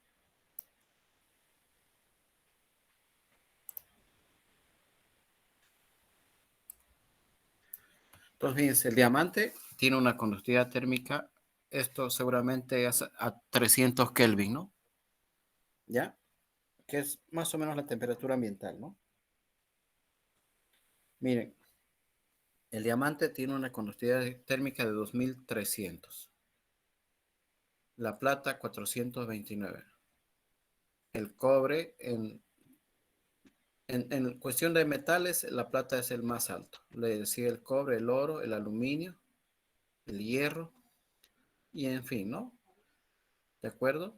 Miren, el ladrillo, una conductividad térmica muy baja. El ladrillo se puede considerar como un material aislante. 429 comparado con 0,72, el ladrillo es mucho más aislante. La piel humana, 0,37. Entonces le cuesta al calor viajar a través de nuestra piel, ¿no? ¿Sí? ¿De acuerdo? Viaja mucho mejor en la plata que en la piel. La madera es un buen aislante, ¿no? La madera, 0,17. La fibra de vidrio, que es uno de los aislantes más utilizados a nivel industrial. La fibra de vidrio. La fibra de vidrio ustedes la tienen en sus cocinas, en la parte del horno, tiene fibra de vidrio. Tiene una conductividad térmica muy bajita, 0,043. Se trata de un material aislante. La espuma de poliuretano, que es la espuma rígida que existe en los refrigeradores, ¿no? 0,026, muy bajo, ¿no? Y el aire, miren, el aire es un fluido, pero ahí está, había tenido una conductividad térmica, 0,026. Lo mismo que el agua, siendo un fluido, tiene una conductividad térmica, ¿no? No es que solamente las conductividades térmicas son para sólidos, también lo tienen los líquidos y los gases. Entonces, la espuma de poliuretano se puede considerar como un buen aislante, lo mismo que la fibra de vidrio. Ya el aire es un buen aislante, ¿no? En cambio, buenos conductores son la plata, el cobre, el oro, o por ahí también el diamante, que este sí es el rey de los, por el momento, ¿no? De los conductores, ¿sí? Ahora, la otra vez estaba escuchando que hay nuevos materiales exóticos como algunas formas de grafeno que han logrado tener una conductividad térmica mucho más alta que el diamante, ¿no? O a lo mejor estoy equivocado, pero algo escuché, habría que investigar, ¿ya? Ahí está. Entonces, estas conductividades térmicas son a 300 Kelvin. 300 Kelvin más o menos son 27 grados centígrados, ¿no? Temperatura ambiental, más o menos, ¿ya? Ahí está. ¿De acuerdo? Bueno, ¿qué vamos a hacer? Vamos a trabajar un poquito con la ecuación de Fourier, porque la ecuación de Fourier parece una ecuación difícil y complicada porque tiene derivadas, ¿no? Sí, tiene derivadas, pero no se dejen engañar. Este asunto de las derivadas simplemente es para considerar que el flujo de calor muchas veces no es constante, ¿no? Entonces, fíjense, el caso más simple, el caso más sencillito es, ¿no? Una pared plana.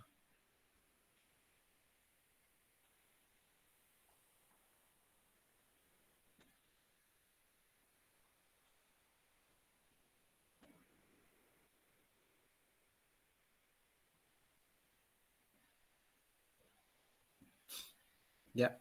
Entonces, fíjense, lo que vamos a hacer es lo siguiente, ¿no? Como en la ecuación de Fourier tenemos X, tenemos T y todo eso, siempre es bueno tener un eje de referencia. ¿Qué vamos a dibujar? Un eje de coordenadas, ¿ya? Vamos a dibujar un eje de coordenadas aquí.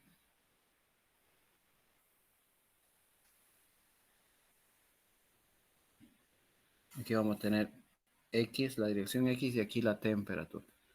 Y aquí, jóvenes, vamos a encajarle un sólido que tenga la forma de una pared plana. Ya que tenga la forma de una pared plana.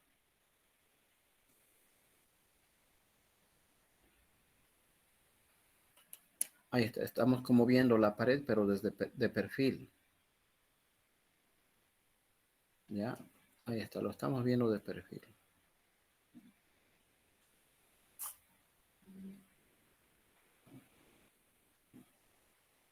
Y además con dimensiones exageradas. Es decir, que la pared es muy gruesa, ¿sí? Entonces, fíjense, esta sería nuestra área. El calor, jóvenes, viaja, podías viajar de izquierda a derecha, atravesándola la pared, ¿no? Viaja, entra por aquí, atraviesa la pared y podría estar saliendo por aquí.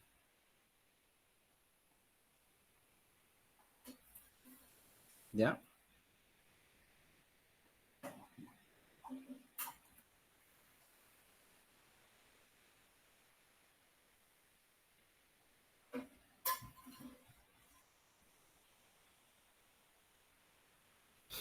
¿De acuerdo?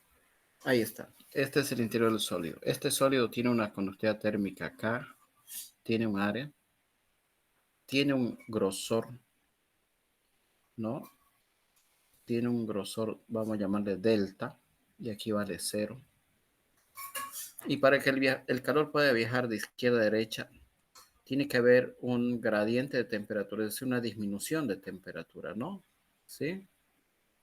¿Sí o no? Tiene que haber una disminución en la temperatura. Estas serían las temperaturas de pared. Vamos a suponer que la temperatura de pared está aquí, la temperatura del lado izquierdo, y si la temperatura del lado izquierdo va a estar ubicada en este lugar, la temperatura ya en la otra cara, en la cara derecha, tiene que ser menor para que el calor pueda viajar, ¿no? ¿Sí o no? Tiene que ser menor. ¿Eso qué significa? Que si el calor viaja en ese lugar, la temperatura en la superficie del lado izquierdo T1 tiene que ser mucho mayor a la temperatura de la superficie en el lado derecho, que vamos a llamarle T2. ¿Y cómo es la temperatura dentro del sólido? La temperatura dentro del sólido, jóvenes, va disminuyendo de forma lineal. Va disminuyendo de forma lineal. ¿De acuerdo? ¿Por qué? Porque podríamos estar considerando que la conductividad térmica de este material es constante. Si la conductividad térmica del material es constante, entonces la variación de temperatura en la parte interna va a estar entre T1 y T2 y va a tener comportamiento lineal. Va a tener comportamiento lineal. ¿Estamos?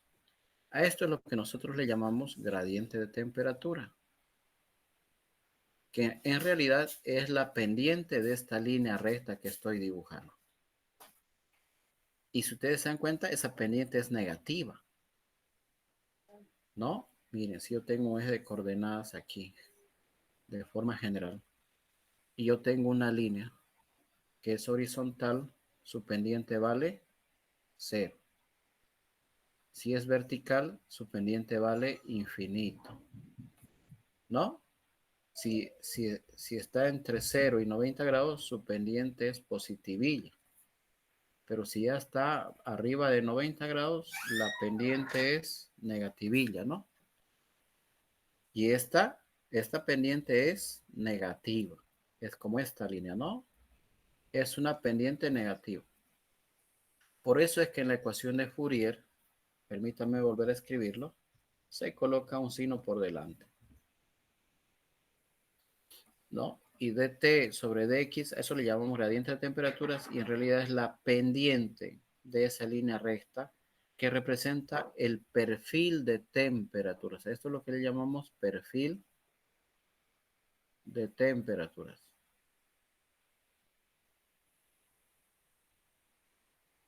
¿De acuerdo? Y el perfil de temperaturas es generalmente una línea recta, aunque muchas veces puede ser curva también, dependiendo de la geometría. Y la pendiente en cualquier punto de esa curva o de esa línea, sí, se le llama gradiente de temperaturas. ¿De acuerdo? Y miren, observándolo así a simple vista, esa pendiente me da negativa. Entonces, menos por menos me va a dar más. ¿Ya? Entonces, ¿cómo sería la ecuación de Fourier para esta pared plana?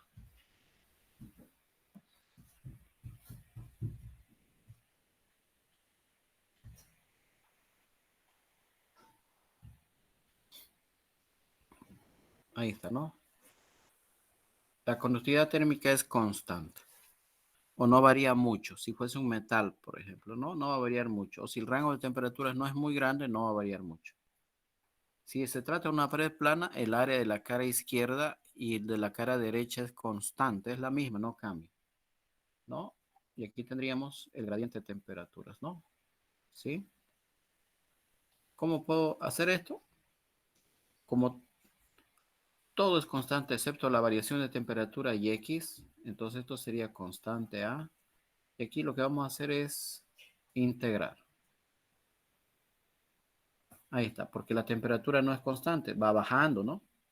Y X va aumentando de izquierda, desde la cara izquierda hasta la cara derecha. Entonces X es variable y T también es variable.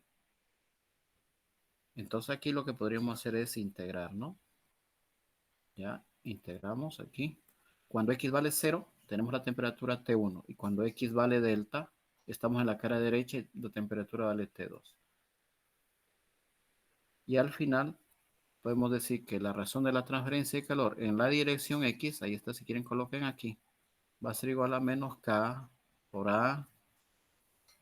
Aquí tendríamos la integral T2 menos T1. Y aquí delta menos 0, ¿no? Delta es el espesor o el grosor de ese material plano, una pared plana. ¿Cómo elimino el signo?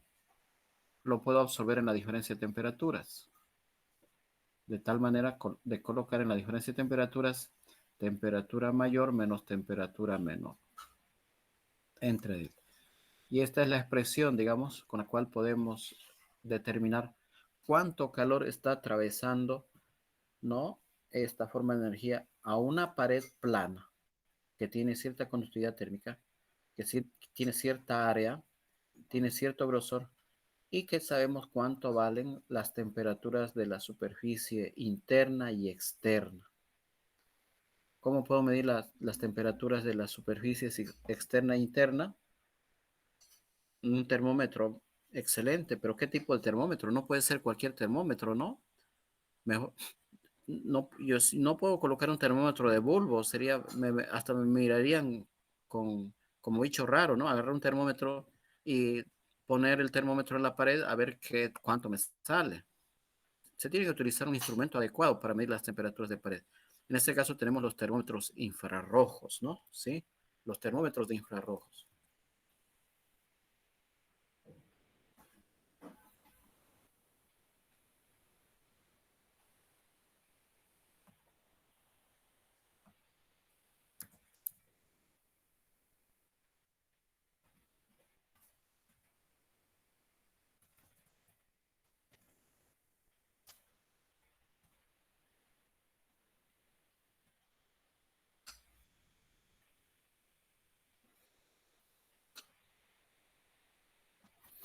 Ahí está. Estos son los famosos termómetros de infrarrojos, ¿no? Y que últimamente han tenido mucha boga por este asunto de la pandemia y la desconfianza, ¿no? Que hay de la gente que cree que estar sana y con la gente que piensan que está enferma y quieren medirle su temperatura a cada momento, ¿no? Y si la temperatura se le sube, ya están pensando mal, ¿no? ¿Ya? Estos son los termómetros de infrarrojos, ¿sí? ¿De acuerdo? Una de las mejores marcas es la marca Fluke, ¿ya? Este termómetro sirve para medir la temperatura de la superficie. Si no, pregúntense cómo es que apenas los apuntan, ¿no? De una manera amenazante y amedrentadora. Bueno, no hay que tener miedo tampoco, ¿no? Y miden la temperatura sin tocarlos, ¿no? Miden la temperatura más que todo de la superficie y la piel. Estos son termómetros industriales. En cambio, los termómetros clínicos tienen esta otra pinta. Son más guay, digamos, ¿no? Más lari, así como este, por ejemplo, ¿no? Color lila, blanquito. Y esos son para medir la temperatura de las personas, ¿no? Ya no son industriales. Y tienen un sistema de compensación de la temperatura porque siempre en la superficie de la piel es más fría, ¿no? Otra cosa es medir dentro de la boca o en la axila o en el cuerpo. No, no, cuidado, ¿no? No malinterpreten, ¿no? ¿ya? Eso es, ahí es caliente, ¿no? En la boca, quizás en la axila, ¿ya? Que es generalmente donde se obtiene una mejor lectura. Pero estos termómetros clínicos, médicos, ya tienen un sistema de compensación, ¿no? En cambio, estos termómetros son industriales y estos son los que utilizan en la industria para medir temperaturas de superficies, ¿ya? Temperaturas de superficie, ¿de acuerdo?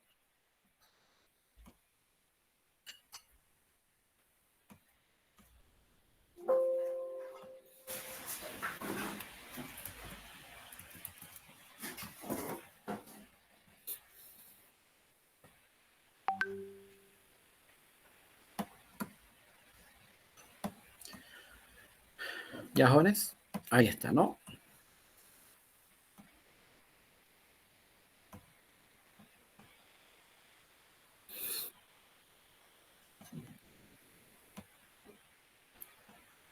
Entonces, fíjense que este tipo de termómetro se apunta simplemente, hay una técnica para medir también, no es nomás a laquete, ¿ya?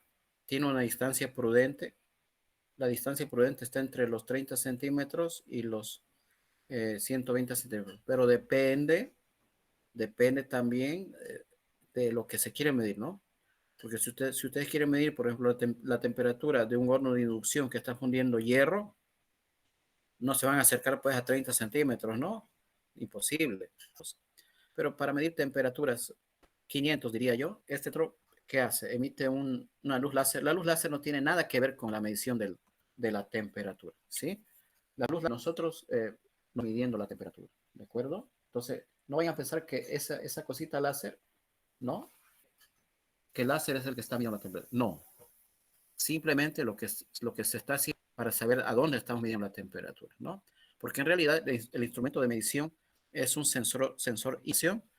Nos vamos a dar cuenta por qué este tipo de termómetros mide la temperatura que emiten las superficies. Entonces tiene un sensor infrarrojo térmica que emiten no es nada más que infrarrojo, puede calcular la temperatura exacta de las superficies, ¿no?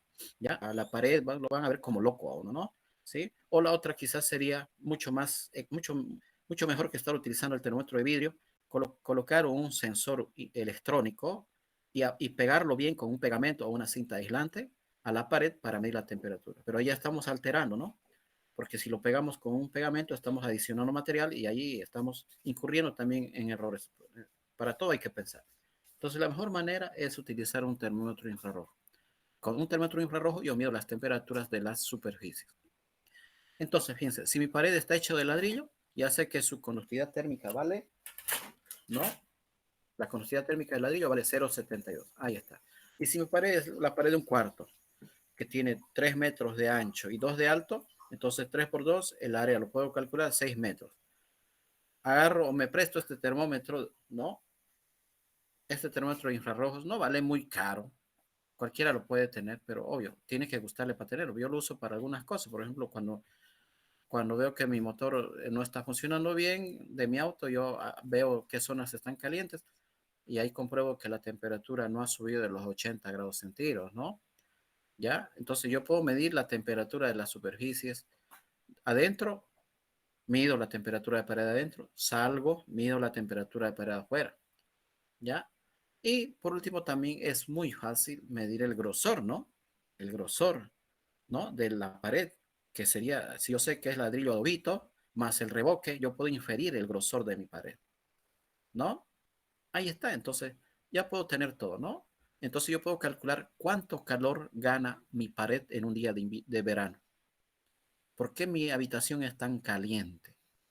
¿Por qué? Porque el sol le da de plano a una pared grandota y está caliente esa pared, entonces esa pared mete calor.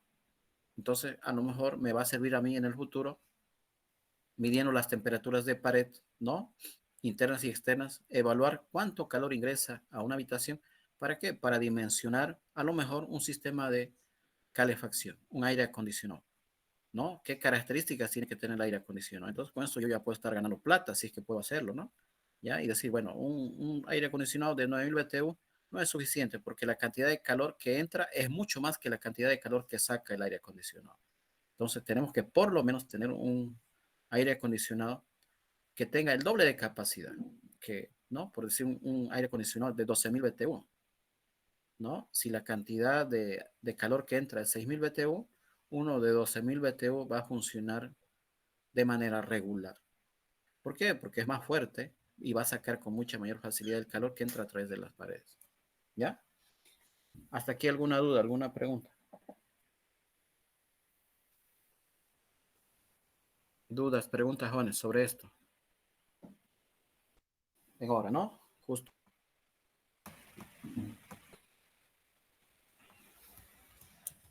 Ustedes no hablan mucho, no dicen nada. Claro, ingeniero. Jueves, ¿no? ¿Ya? Listo, bueno. Hasta luego, entonces. Ya, hasta luego.